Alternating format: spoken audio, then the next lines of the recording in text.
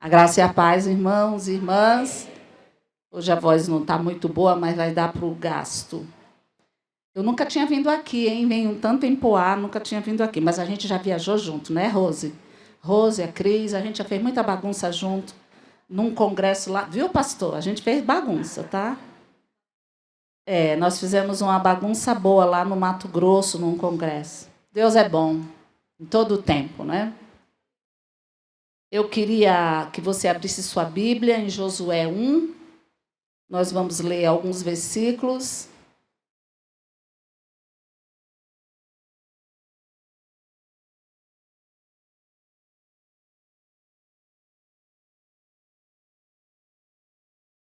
Todos acharam?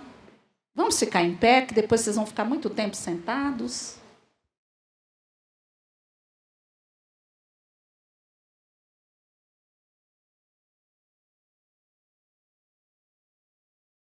Até o 9, nós vamos ler do versículo 1 ao 9.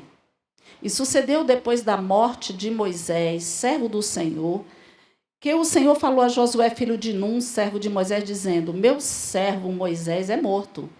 Levanta-te, pois, agora. Passa esse Jordão, tu e todo este povo, a terra que eu dou aos filhos de Israel. Todo lugar que pisar a planta do vosso pé, vou-lo tenho dado, como eu disse a Moisés. Desde o deserto e desde este Líbano, até o grande rio, o rio Eufrates, toda a terra dos heteus e até o grande mar para o poente do sol será o vosso termo. Nenhum se susterá diante de ti todos os dias da tua vida. Como fui com Moisés, assim serei contigo. Não te deixarei, nem te desampararei. Esforça-te e tem bom ânimo, porque tu farás a este povo herdar a terra que jurei a seus pais lhe daria. Então, somente esforça e tem muito bom ânimo, para teres o cuidado de fazer conforme toda a lei que meu servo Moisés te ordenou. Dela não te desvies nem para a direita nem para a esquerda, para que prudentemente te conduza por onde quer que andares.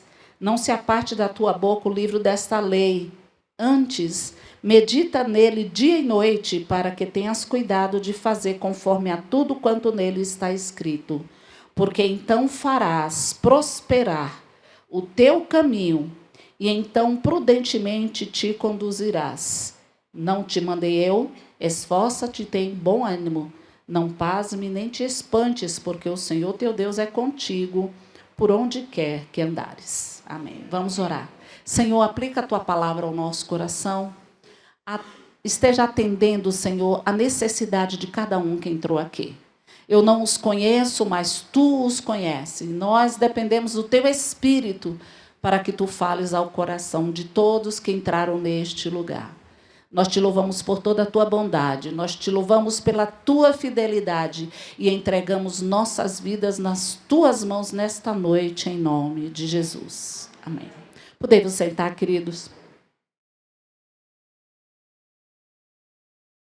Nós acabamos de ler um texto e é interessante que Deus dá uma injeção de ânimo em Josué. Mas por que Deus estava dando essa injeção de ânimo, se a Bíblia no capítulo, no último versículo de Deuteronômio, estava dizendo que Josué era cheio do Espírito, Josué era guerreiro? O que aconteceu que Deus está aqui, não é, dando essa chamada de atenção para Josué? Porque eu tenho certeza que a forma como Deus falou com Josué não foi assim: ô filhinho, fica em pé, levanta. Ele, do jeito que a gente lê aqui, ele deu um chacoalho bom, não é? Mas qual era essa situação que Josué estava vivendo? O grande líder, o grande exemplo dele tinha morrido, e fazia 30 dias que eles choravam por causa de Moisés. E ele era exatamente a pessoa que ia ficar no lugar daquele líder que caminhou tanto tempo com aquele povo. Esse texto traz para nós algumas lições muito importantes. E quando Deus chega para Josué e fala assim: olha, meu servo já morreu. Quis dizer assim: olha, Josué, não vou ressuscitar Moisés para ficar aqui levando esse povo. Então, agora, eu estou falando com você. E quando ele fala assim, no versículo 2, levanta-te agora, eu acredito que esse foi o tom de voz, não é? Para de chorar, levanta, vamos. E Josué ficou ali ouvindo tudo que Deus estava orientando para fazer. Porque Josué, acima, não é? Ou antes, na verdade, dele estar levando aquele estímulo de Deus, ele andou com alguém que sofreu muitas afrontas. Ele andou com alguém que fez muitos milagres em nome do Senhor. Alguém que, apesar de todas as afrontas, apesar de todos os embates, permaneceu firme. E quando a gente termina de ler Deuteronômio, é interessante que a Bíblia fala que Moisés tinha o mesmo vigor, ainda enxergava muito bem para a idade, e ele morreu, vamos dizer assim, mesmo velho, na flor da idade. Então, não estava sendo fácil para Josué encarar uma liderança e agora com um grande exemplo dele morto. E como vai ser daqui para frente? E é interessante o passo a passo que Deus está aqui trazendo para nós e trazendo para você que talvez esteja desanimado na sua liderança, desanimado de servir, inclusive, sem ter cargo nenhum. Porque, às vezes, a gente pensa que servir a Deus, a gente tem que ter um cargo. E o maior cargo que a gente carrega e a gente tem que honrar é servo do Deus Altíssimo. Porque a gente serve em qualquer lugar e em todo o tempo. A gente não precisa de um título para servir a Deus. Essa palavra é para todos nós que estamos aqui. Então, Deus começa dizendo, a situação está feia, mas levanta rapidinho. Porque o que eu vou falar é papo reto e você escuta o que eu estou falando para você. Então, ele começa dizendo assim, olha, você vai passar por muitos lugares e você vai ser vencedor. Eu vou te dar. Tudo que você pôr a planta do seu pé, até o deserto, você vai ser vencedor no deserto. Quantos de nós estamos reclamando dos nossos desertos? Porque Deus não fez o deserto para a gente morrer nele. Deus fez o deserto para botar um banquinho lá e dizer assim, olha aqui, enfrenta os inimigos, porque a única coisa que você vai ter certeza é que eu estou aqui, mas eu não vou vencer nada para você, não. O deserto é pedagógico, o deserto é uma escola onde nós precisamos passar para valorizar quem está conosco. Às vezes nós estamos num culto e o culto é emocional e o culto traz um monte de palavras animadoras do tipo, você vai vencer, você vai ser mais que vencedor, você vai caminhar, tal. E a gente sai dali e a gente esquece a palavra que ouviu. Porque ela simplesmente ficou no campo da emoção. E quando a gente sai dessas portas, a gente lembra que tem um problema para resolver. E aí a gente murcha. O que Deus está falando para Josué, olha, você vai ter vitória em todo lugar que você pôr a planta do teu pé. Você vai enfrentar deserto, você vai passar por rios. Então, você esteja firme no que você vai fazer. Porque do jeito que eu fui com Moisés, eu vou ser com você. A promessa de Deus não ficou para Moisés e Josué. A promessa de Deus ela é renovável agora para nós. Do jeito que ele andou com o seu povo, com os profetas, com todos aqueles que o serviram, ele continua dizendo para ele, nenhum mal vai te suceder. Nenhum mal vai cercar as nossas vidas, porque eu serei contigo. Olha, a Bíblia fala em vários lugares, mas tem um versículo que fala assim, aquele que promete é fiel. Então, quando a gente for cantar como a gente cantou, que ele é fiel, pense nisso na hora da adversidade. Porque na hora da adversidade a gente não vê solução, a gente tem tristeza e a gente fala, meu Deus, nunca vai acabar a minha luta. Vai. Você só está no deserto porque Deus está preparando você para ser mais forte do que é. Nós precisamos lembrar que Ele está conosco. E Ele continua dizendo para Josué, olha, você fique bem animado, porque você vai levar este povo para herdar a terra. Então, você seja o primeiro que vai dizer, olha, eu parei de chorar e todo mundo para de chorar. Vamos caminhar. Vamos guerrear. Porque quando a gente lê a história de Israel, e principalmente na época de Josué, era uma época de conquista. E época de conquista não é assim. Eu peço a Deus, estalo os dedos, cai no colo. Não era assim. Olha, vai ter a terra de Jericó. Pode brigar lá. Não eram as coisas dadas de qualquer jeito, bem fáceis. Eles foram derrotando os inimigos por inimigos. E quando saíam da vontade de Deus, Deus os fazia perder. A pergunta 2 para você. Você tem perdido algumas coisas? Dá uma revirada aí na bobina na sua mente. Veja se Deus não deixou de ter o controle. Que você passou na frente dele. Nós precisamos deixar Deus no controle das coisas, porque nós não sabemos tudo, nem temos força para tudo. Nós precisamos confiar em Deus. E ele, quando fala assim, esforça-te, não é só ficar animado, esforça-te, ele quer dizer, dá muito trabalho, não vem nada de graça. Então, você seja esforçado para você conseguir as conquistas. E aí ele diz um padrão que a gente parando para pensar hoje, eu acho que nós iríamos todos esconder debaixo dessas cadeiras e ainda íamos botar a cara no chão e ia tampar a nossa cabeça de tanta vergonha sobre esta ordem que Deus nos deu aqui. Vou fazer uma pergunta, responda no seu coração. Quanto tempo você gastou hoje lendo a Bíblia? Quantos minutos você gastou meditando no que leu? E quantos segundos você agradeceu a Deus por esta palavra? Vocês percebem que eu fui dando minutos, né? Quanto tempo, minutos e segundos. Por quê? Porque se a gente for fazer uma comparação entre o nosso WhatsApp, Instagram e Facebook, eles tiveram muito maior atenção do que a palavra de Deus. E nós queremos milagres do Senhor. Jesus disse uma coisa sobre quando perguntaram ele sobre milagre, ele falou assim, eu não vou dar nenhum exemplo de milagre a não ser o de Jonas. Isso é uma lição tremenda para nós. É sermos engolidos, levados ao fundo das águas mais remotas que tem, para de lá nós aprendermos a clamar e Deus fazer o peixe nos vomitar para fora. Deus hoje quer nos incomodar.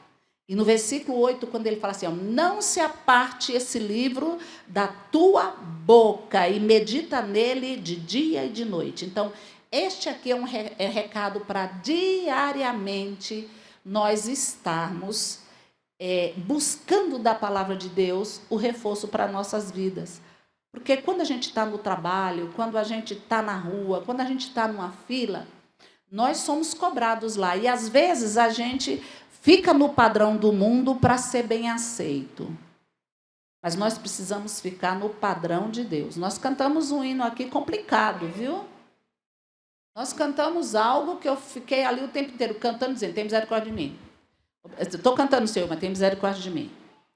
Sair na rua clamando o nome do Senhor? Você fez isso hoje? Você fez isso essa semana? Você fez isso esse mês? Você fez isso este ano? Tem muita coisa que nós estamos cantando que não passa de mentiras que nós lançamos diante de Deus. É duro, né, ouvir essas coisas. E a primeira vez que eu ouvi isso, eu fiquei meia tonta. Quando um pastor fazendo a palavra, ele fala assim, o momento que a gente mais mente é quando a gente canta, porque a gente canta o que não é verdade. Então, a gente tem que ficar mesmo clamando, Senhor, tem misericórdia, eu vou aprender isso aí. Senhor, eu vou dizer que a minha família, eu vou clamar pelo teu nome na minha família. Eu vou clamar o teu nome sobre esse país, sobre esses governos. A gente, às vezes, amaldiçoa o governo, porque a gente não aceita porque não foi o que nós queríamos que ganhou. E Timóteo traz para nós uma lição tremenda, dizendo assim, orem por quem está nos poderes, para quem governa. E aí ele fala o porquê que nós devemos orar. Para que nós tenhamos uma vida quieta e sossegada. Se você não orou ainda pelo governo de São Paulo, pelo governo no Brasil, você está em dívida. E aí, quando estiver faltando as coisas, lembre-se que a nossa vida quieta e sossegada depende do quanto que nós entregamos os governos nas mãos do Senhor. Então, nós estamos assim completamente fora da palavra. E quando Deus dá esse recado para Josué, é importante que a gente tenha isso em mente. Por que eu escolhi esse texto e fazer toda essa abertura? E não se preocupe, que eu falo rápido, tá? Por que eu trouxe esse texto para que nós meditássemos nessa noite? Pelo simples fato de que nós fazemos parte de um grupo de pessoas improváveis. E o que é ser improvável?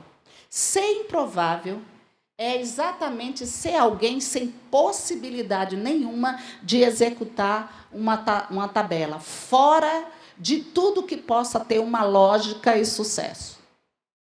E aí a gente vê Deus olhando para um homem completamente chateado porque perdeu o grande líder, chorando mais de 30 dias, e Deus chega para esse homem e Deus fala para esse homem: levanta. Você está enfrentando o luto, mas o luto não é eterno.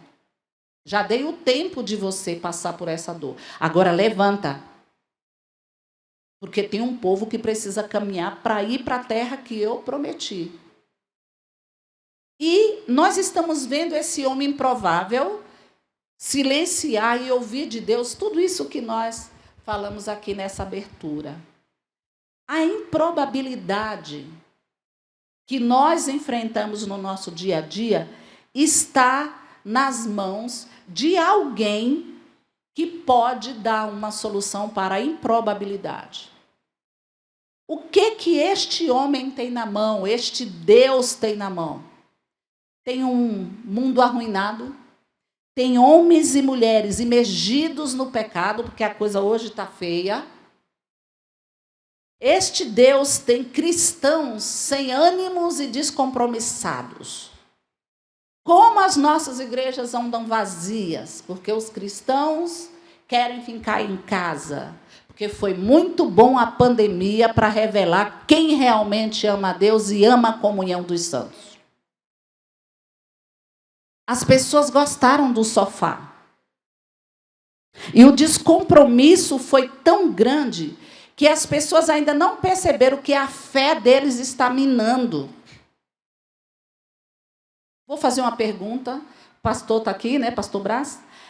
O pastor está olhando para a minha cara. Mas, assim, como eu vou sair rápido, ele não vai poder me pegar, tá bom? Qual a importância de estarmos na igreja, neste culto como agora? Pode falar, gente, que quando eu prego, eu peço para as pessoas falarem. Qual a importância de estarmos aqui?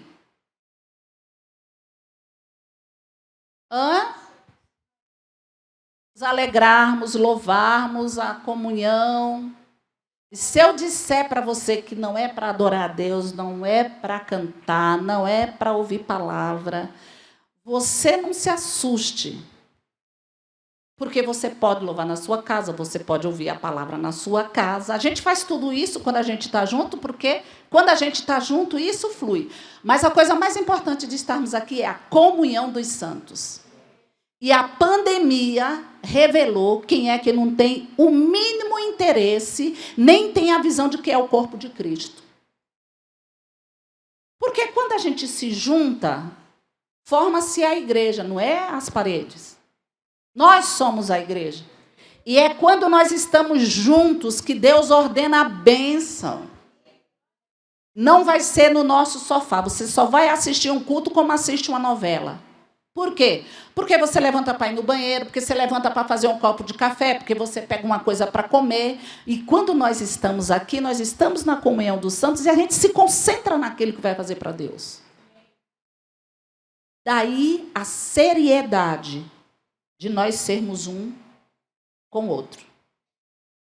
Nós precisamos ter esta visão.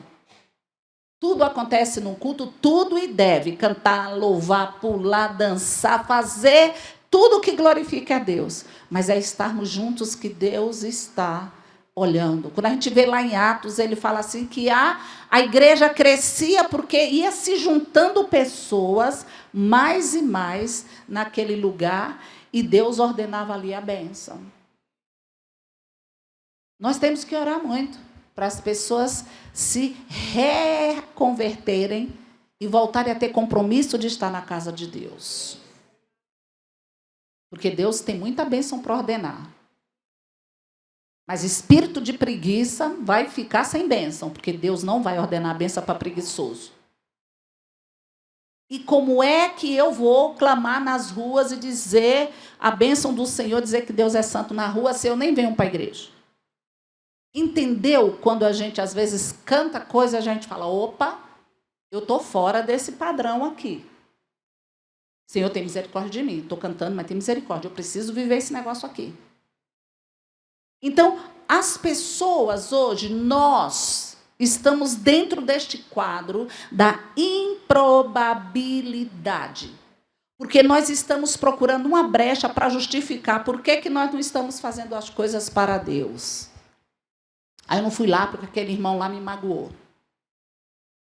Você já parou para pensar que aquela mágoa que Deus permitiu foi para tratar até quanto ou até onde vai o teu amor para o ofensor? A gente foge de todas as experiências que tem dentro da igreja. Eu nunca vi um lugar mais cheio de tranqueira do que a igreja de Deus. Porque aqui é a oficina de Papai do Céu. E é aqui que a gente é consertado. Não tem ninguém perfeito que entrou aqui. Nós estamos precisando de consertos. E é aqui, nessa oficina, que a coisa acontece.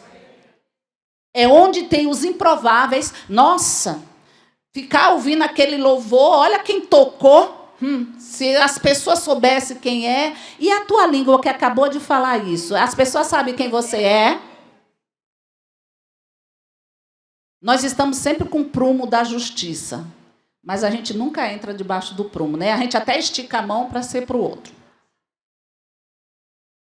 Mas, diante de todo esse caos que nós estamos vivendo, diante de um evangelho cada vez mais frio, que é uma profecia que está se cumprindo, então, se você andar frio, vem para o lugar do quente, porque senão você está fora. Porque a profecia é que nos últimos dias o esfriamento ia ser tremendo. Então, se anime. Eu diria como Deus disse para Josué, levanta-te. Fica de pé para se animar, para se esforçar. Então, no entanto, diante desse caos, nós temos um Deus lindo. Esse Deus abre porta onde a gente não vê. Se a gente vai na palavra como Isaías 64:4, fala que esse Deus trabalha por pessoas como nós, que espera nele alguma coisa. Espere no Senhor, porque Ele trabalha por mim e por você. Esse Deus que chama as coisas que não são como se fosse, é um Deus que faz caminho no deserto. Se você for lá em Isaías 43:19, ele fala, eu faço caminho no deserto. Faço rios, inclusive. Este Deus é o Deus que derrama luz onde tem trevas. Nós também cantamos isso. E Davi, quando está lá no Salmo 18, ele fala, Senhor, tu derramas luz em minhas trevas, em outras traduções, em meio às trevas. Qual é a treva que você enfrenta hoje? É um Deus que derrama luz. Para você saber onde é que você está pisando, por onde você deve caminhar. Este Deus faz-nos saber também que os nossos pensamentos estão muito além e os nossos sentimentos da compreensão lógica, humana, porque ele fala assim, vocês nem sabem como é meus pensamentos e o que eu tenho a respeito de vocês, que está lá em Isaías 55. Este Deus que chama as coisas que não são, como se fosse, está nos convidando hoje, para que em qualquer situação que nós estejamos, dessas que eu falei, ou outra que está no seu coração, há um Deus que vê probabilidade. A probabilidade de Deus é através dos seus milagres. E Ele está pronto para nos ensinar nesta noite que onde houver improbabilidade, Ele esgota todas as possibilidades humanas e manifesta o seu poder.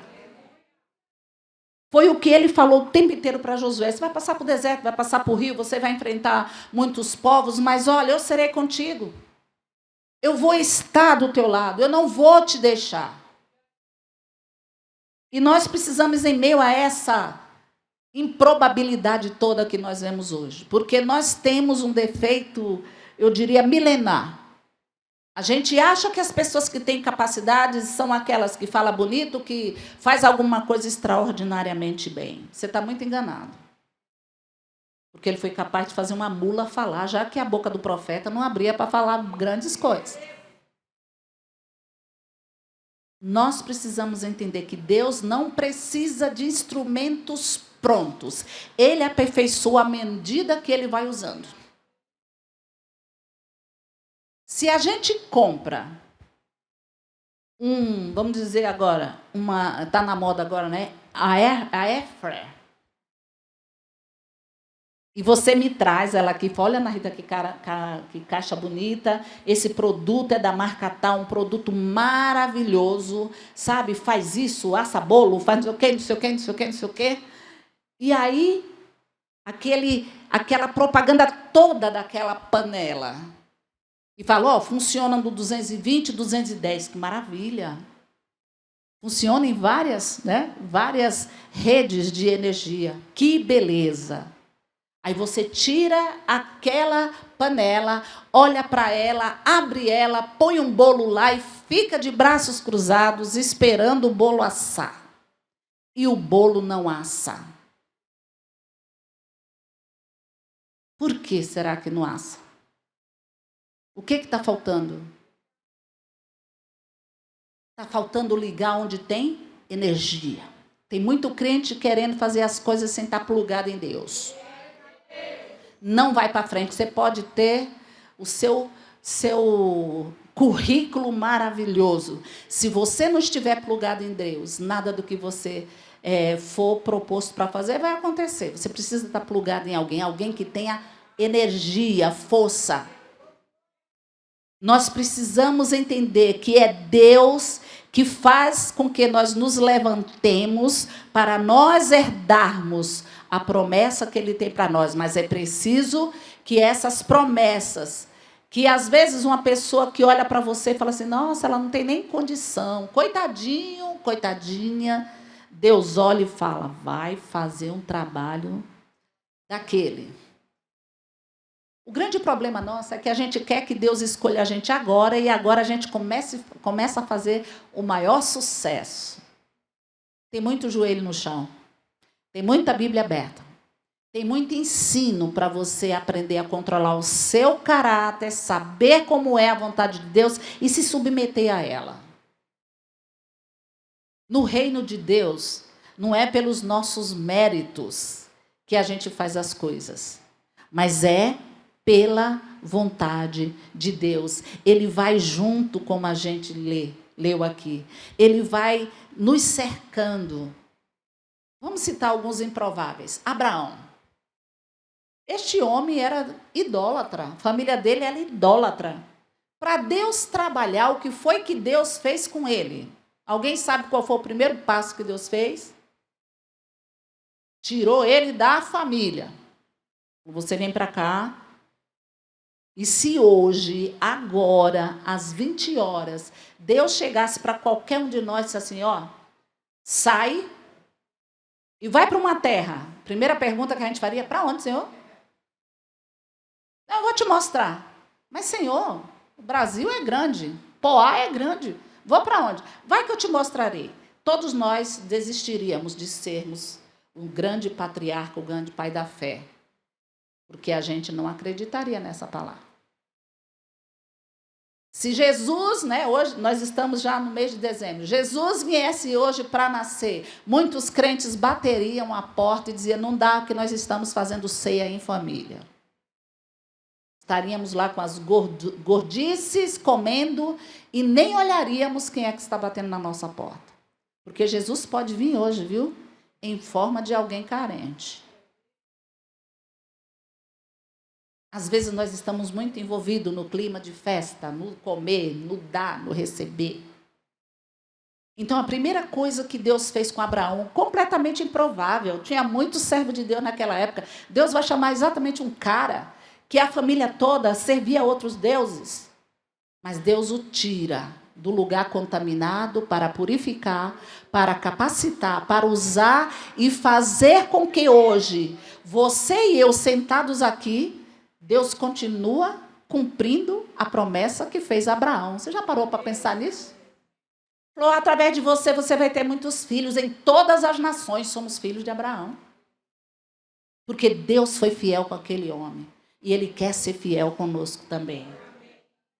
Um outro homem que a gente poderia dizer, nossa, esse é improvável demais. Davi. Era franzino, pequeno, ruivo, né? Que eu não sei porque que a Bíblia chama muita atenção de ruivo. Ruivo é tão bonito, né? Mas eu acho que Deus quis dizer assim, ele não era o padrão de Israel na época. Ele era diferente de todo mundo. E o que ele fazia? O que ele gostava de fazer? Brincar no mato com as ovelhas. Sabia pegar em arma, não sabia fazer nada. Os irmãos eram tudo treinados. Não tinha nem tamanho.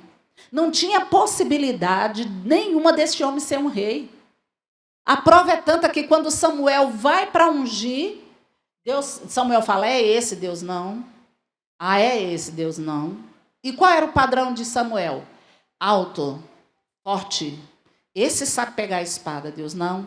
E Deus era meio duro, né? Quando dizia que não era não. Ele falava, rejeitei, esse não serve. Até que acabam os filhos e ele pergunta para o Jessé, acabou seus filhos? Olha a resposta. Ainda falta um que está lá no campo com as ovelhas. Aquele que não tem possibilidade, nenhuma probabilidade de guerrear. E Deus começou a ensinar Davi a ser guerreiro com o teste pior que possa existir. Porque todo o exército de Saul estava lá, né, tremendo com medo de Golias. Davi, aquele menino, passou, foi e disse, você não afronta o meu Deus, não. Deus pode contar com os Davis que tem aqui nessa noite? Para dizer para o inimigo, não, você não afronta meu Deus, não, viu? A sociedade está nos afrontando, infelizmente nós estamos dando passos para trás e dizendo, não, eu não julgo, e a gente vai dando para trás. A gente não tem coragem de dizer assim, eu não te julgo, eu não concordo com sua prática, mas eu amo você assim como Jesus te ama. A gente não tem coragem de dizer isso. Então, nós precisamos sair dessa improbabilidade e assumir o nosso posto. Davi foi lá e assumiu. Tem até um texto que eu achei interessante, que ele foi classificado como tocador de harpa. Então, ele, aquele tocador de harpa, mas Deus chama as coisas que não são como se fosse. E fez desse homem um grande soldado. Deus também olhou muito para as mulheres. E as mulheres mais improváveis que nós hoje, às 20h05, nós rejeitaríamos. Uma delas, Raabe. Essa mulher é idólatra. Ela é prostituta. Ela vende o corpo dela. E aí você vai lá para a genealogia de quem? A mulher está lá. Essa mulher, mesmo não pertencendo ao povo de Deus, essa mulher protegeu os espias. Essa mulher contribuiu com a vitória de Israel. Vamos correr, só vou dar os nomes. Sara. Qual a probabilidade de Sara ser mãe das nações, 90 anos, estéril? Mas ela foi. Deus chamou ela. E Deus fez a impossibilidade dela ser possível. Porque as circunstâncias que nós olhamos e dizemos não tem jeito, Deus fala, meu filho, você está falando com quem? Com o vizinho? Olha para mim, é para mim que você tem que olhar porque eu faço. E nós estamos sempre olhando o nível humano, nós precisamos olhar para Deus. Rebeca e Raquel, duas mulheres improváveis, estéreis, foram mãe, né, de grandes homens como Jacó. Raquel foi a mãe de José, um grande libertador. E aí, se a gente for olhar na Bíblia, a gente vai achar muito mais, como Ruth, Isabel. Mas tem uma mulher que eu quero chamar a atenção nessa noite. Quando a gente lê o livro de Juízes, e Débora era profetisa, era juíza, E a Bíblia dá um currículo dela muito bonito, né? Mulher de lapidote. Quando eu vejo esse termo, mulher de lapidote, eu paro e penso, esse cara era um cara renomado. Porque não falou o nome completo dela, só falou Débora, mulher de lapidote. Mas a Débora era juíza, ela julgava Israel. E olha que detalhe, numa sociedade que a gente hoje chama de machista, a Débora ia para a guerra. Ninguém ia para a guerra sem a Débora, não, porque ela era a certeza de que Deus estava indo junto. E aí o rei chega para Débora e fala assim, os inimigos estão vindo. Ela falou, vai, que Deus vai te dar a vitória. Ele falou, você vai? Provavelmente ele deve ter perguntado, porque ela falou que não iria. Ele diz o quê? Se você não for, eu não vou. Ele servia mais a Débora do que a Deus. O inimigo estava vindo, ele ia deixar o inimigo matar todo mundo. Aí Débora, inspirada pelo Senhor, fala assim, pela mão de uma mulher, Deus dará livramento a Israel.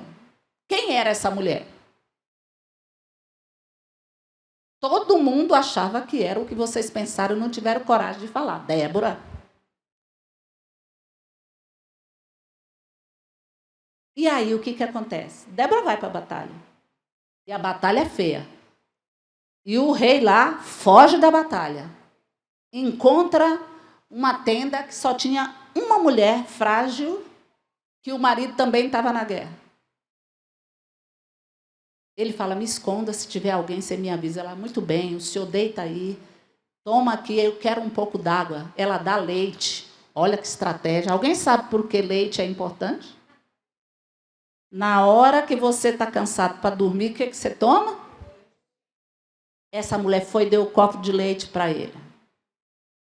Quando ela viu que ele estava dormindo, a cena é triste, né? Ela pega uma estaca, na cabeça dele crava a cabeça dele no chão.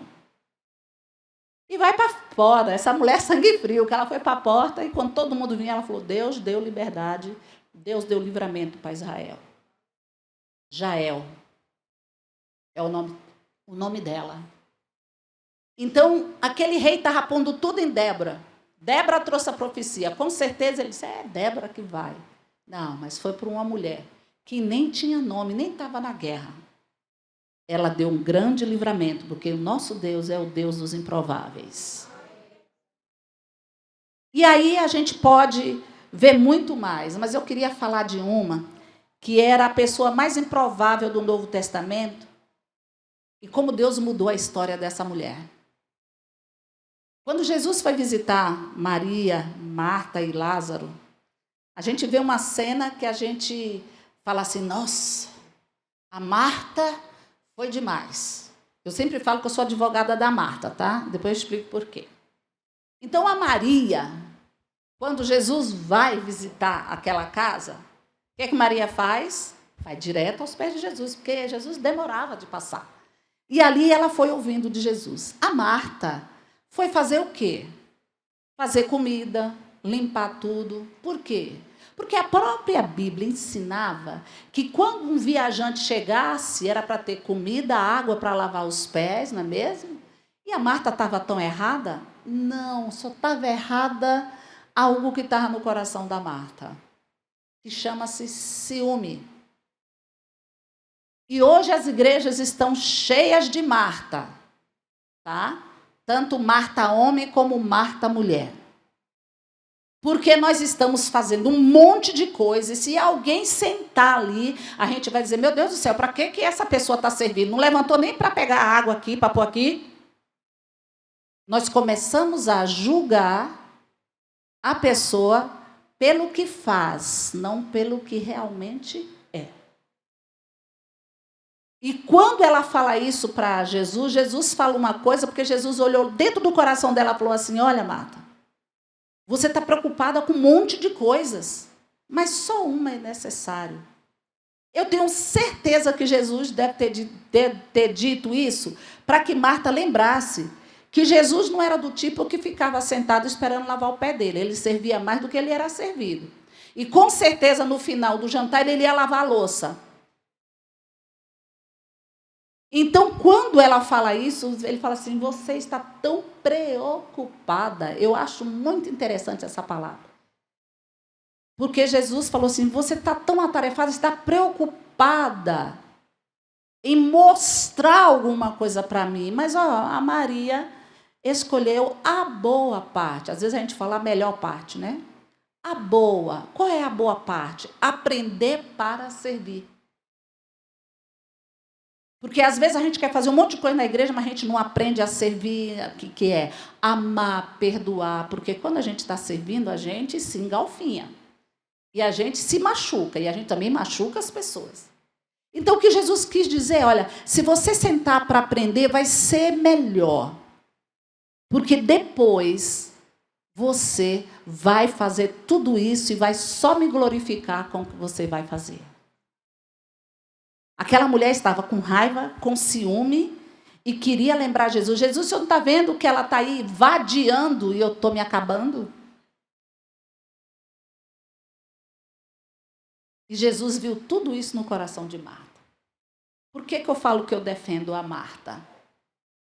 Porque vocês vou deixar vocês com a pulguinha para ler a Bíblia ainda hoje e descobrir isso lá. Nem vou dizer o texto. Mas está no Novo Testamento, só para dar uma pista. Quando Lázaro morre, que falam que Jesus está se aproximando, a Marta levanta e corre. E fala para Jesus, Senhor, se tu estivesse aqui, meu irmão não teria morrido. E Jesus consola ela e fala, Marta, ele há de ressuscitar. E o diálogo que a Marta fala é de uma pessoa completamente transformada. Porque ela fala, eu sei, Senhor, que no último dia vai acontecer. E eu sei que tudo tu podes. Aquela mulher estava completamente sabendo que Jesus não estava vindo só para comer o rango dela. Ele estava vindo porque ele era o Senhor. E agora ela entendia quem era ele. E sabia que Deus estava com ele. E sabia que tudo era possível ele fazer porque ele era o Filho de Deus. O texto é maravilhoso, que ele fala algo sobre Maria. Onde é que estava Maria, gente? Alguém aí quer arriscar? Quer arriscar, pastor? Onde é que estava Maria? Sentada em casa. Maria adorava ficar sentada, viu, gente?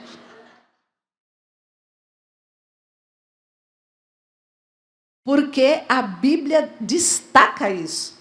E Maria estava sentada. E quem é que vai buscar Maria? Alguém sabe? A Marta. Maria, vem, o Senhor está aqui. Olha a transformação dessa mulher. Essa mulher era uma pessoa improvável de ser transformada naquele rancor que ela tinha, mas ela foi transformada. E ela agora sabia quem era Jesus. Não era só o amigo da família, ele era o Filho de Deus, que também era amigo delas. Então, nós somos os improváveis nesta noite, que Deus quer que nós aprendamos essas lições. Deus quer que a gente saiba que não é pelos nossos méritos que Ele opera os milagres dele em nossa vida. Ele opera os milagres dele na nossa vida quando existem duas coisas que são uma diferente da outra. E às vezes a gente está agindo mais na questão da perfeição do que da disposição. E eu queria dizer para você também levar no seu coração. Lembre-se que há uma diferença profunda entre você estar ou ser perfeito e você estar disponível na mão de Deus. Se Deus tiver de escolher um desses dois, ele vai escolher quem está disponível e não em quem está perfeito. Porque quem está perfeito não deixa Deus mexer para ser transformado, acha que já sabe tudo. Mas quem está disponível, Deus vai, capacita, orienta e usa. E o que Deus faz com os perfeitos? Entrega ele a ele mesmo para ele se emaranhar e se perder na própria sabedoria. Porque a Bíblia também diz que a sabedoria terrena ela é animal e diabólica. Então a gente tem que buscar sabedoria que vem do alto. para que nós sejamos aperfeiçoados. O nosso esforço nunca fará a gente herdar as bênçãos do Senhor, nunca. Mas a nossa disponibilidade, sim. Quando a Bíblia fala aqui para Josué de esforço, não está falando para ele ter esforço para ganhar coisa. Está falando para ele trabalhar, e esse trabalhar na questão da disponibilidade para Deus usar. O que mais eu espero no meu coração, que Deus esteja falando com você, é que você não foque nas improbabilidades da sua vida, mas foque na questão da disponibilidade de Deus te usar como Ele quiser. Eu estava conversando com meu marido, que eu fui chamada para fazer parte de um evento na Câmara Municipal. E aí, antes, quando me convidaram, eu falei, por que vocês querem que eu vá? Não, porque a gente vê que você tem uma referência e tal, você já trabalha na área e tal. E aí eu fui convidada. Eu pensei, né? Falei, no dia eu só vou dar um oi, eu sou diretora de escola, de creche, há quase 40 anos, Não. Quando eu cheguei lá no evento, a pessoa falou assim, o que você vai falar? Eu falei, eu não sei, eu vou falar o que tiver na sua fala. Você falou que eu vou falar dentro da sua fala. Então, quando você me der o espaço, aí eu falo da minha experiência. Ele falou, não, a Câmara vai me dar 5 minutos e vai dar 30 para você. Você imagina, na hora, o frio na barriga. Então, estaria lá o presidente da Câmara, estaria outros convidados, estaria outras escolas. E, na hora que eu estava lá, eu falei para o meu marido assim, sabe quando você pensa na formiguinha e no elefante? E você pensa assim, qual a probabilidade do elefante falar, eu vou andar bem devagarinho para não pisar nas formigas? Nenhum. Mas o elefante, que é a cidade de São Paulo, olhou para a formiguinha e falou, essa formiguinha pode fazer alguma coisa para nós. E eu falei para Deus o tempo inteiro, enquanto eu estava sentada, Senhor, me honra aqui. Senhor, me honra aqui. Senhor, me honra aqui. Honra o teu nome aqui. Honra o teu nome em mim. Senhor, me honra. E quando foram dar a palavra, deu para o presidente da Câmara e tudo mais, aí passaram a palavra para mim. E eu senti Deus conduzindo tudo que era real na minha vida, tudo aquilo que eu praticava no meu trabalho. E aquilo causou um impacto tão grande que eu ouvi muitas coisas, ouvi na hora e ouvi depois. E eu vinha para casa dizendo, Senhor, muito obrigado. O Senhor não só me honrou, o Senhor mostrou que quem pertence a ti pode muito bem estar acima dos elefantes, estar acima de todas as circunstâncias e mostrar que o Senhor é poderoso. Terminou ali o evento na Câmara, nós fomos para um jantar junto com o nosso patrão e ele falou assim, as meninas, Ana Rita, não sabia que você tinha todo esse conhecimento. Aí uma outra falou assim, você nem conhece ela direito e tal. Aí o meu chefe disse assim, ela é pastora. Aí eu falei, eu não sou pastora. Ele chegou e falou assim, mas é de Deus. Então, o que eu entendi nessa fala dele? Que Deus nos capacita. Que Deus pode fazer com que o nosso trabalho tenha uma referência tão grande que o elefante fala, chama aquela lá, chama aquela formiguinha para falar para a gente. Então, é importante que onde você esteja como Josué. Você é um improvável, mas Deus vai fazer você ser um provável, porque você só precisa se disponibilizar nas mãos dele. E nós não temos muitas referências em todas as camadas políticas e outras, porque as pessoas que vão lá se corrompem e para agradar quer ser igual ao mundo, e aí perde a bênção de Deus e perde a oportunidade de ser um grande milagre na vida das pessoas. Veja onde é que você está andando. Veja o que você está fazendo, porque o que Deus quer fazer hoje é que todo e qualquer homem ou mulher, adolescente e criança, sejam os prováveis na presença de Deus, porque a Ele nós devemos dar toda a honra e toda a glória, por Ele nos escolher como cooperadores do seu reino. O reino de Cristo está acima de qualquer reino aqui. Reino de futebol, reino político, nada disso. Porque a Bíblia fala que todos os reinos se prostrarão diante de Jesus. Você tem a oportunidade hoje de ser uma grande referência no reino de Deus. Em tudo que você faz. Em tudo. Onde você estiver. E quando você se portar de forma diferente, as pessoas vão dizer assim para você: você é crente? E aí você verá que a luz de Cristo está brilhando em você. Porque você agora não compactua com o que está lá. Você vai compactuar com o que é de Cristo no reino de Cristo. E para encerrar, eu queria ler o versículo 8 de Josué 1. E eu queria que você abrisse sua Bíblia para você guardar esse segredo que está aqui nesse texto.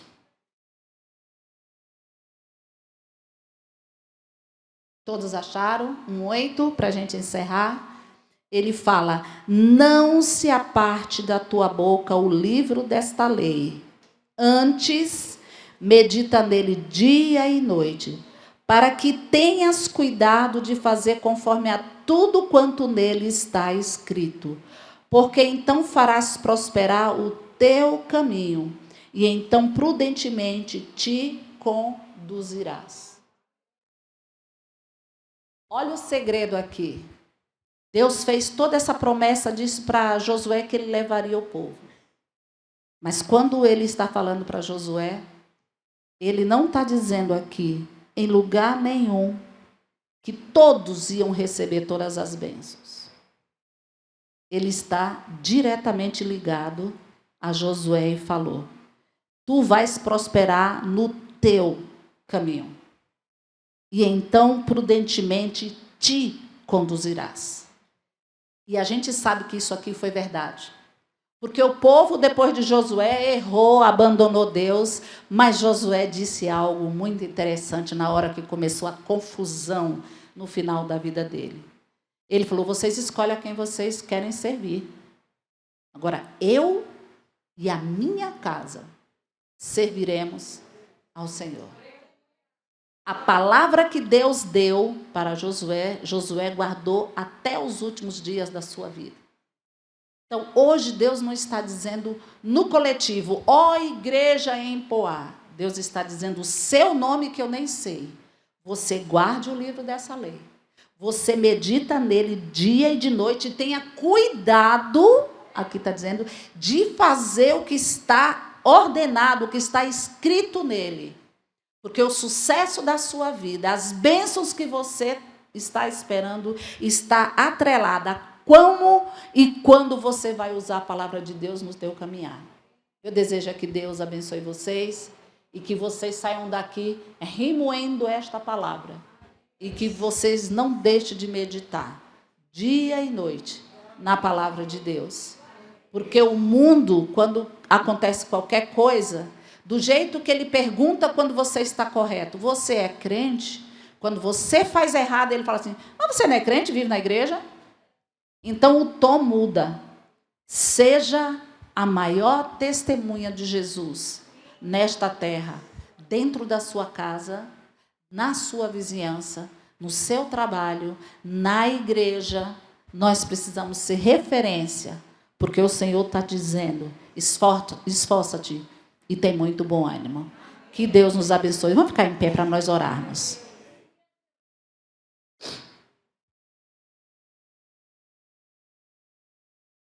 Senhor, aqui estão os nossos corações abertos a Ti. As nossas mentes também. As nossas lutas em querer Te servir não conseguimos.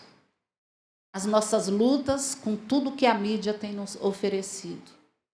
O roubo do nosso tempo que as redes sociais têm tirado da nossa vida. Senhor, os ídolos deste mundo, como o futebol, como dormir, como ficar em casa, são ídolos que nós temos cultivado e não temos percebido que tem roubado o tempo que é devido a Ti. Nessa noite, eu e meus irmãos queremos Te pedir perdão. Tenha misericórdia de nós, Senhor. Nos ajuda a nos reanimar no Senhor, a ficar de pé e trabalhar para que a Tua igreja seja uma igreja avivada. Ó Senhor, tem misericórdia de nós. Tem misericórdia das crianças, adolescentes, jovens, adultos, idosos.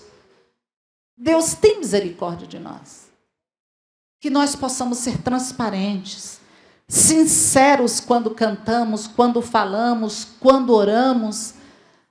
Nos ajuda a ser sinceros, Senhor. Ó Deus, enche nossa vida da Tua graça, do Teu poder, do Teu perdão. E que nós possamos ser referência onde estivermos. E que ao olharem para nós, possam perceber não a nossa face, mas a face de Cristo em nós.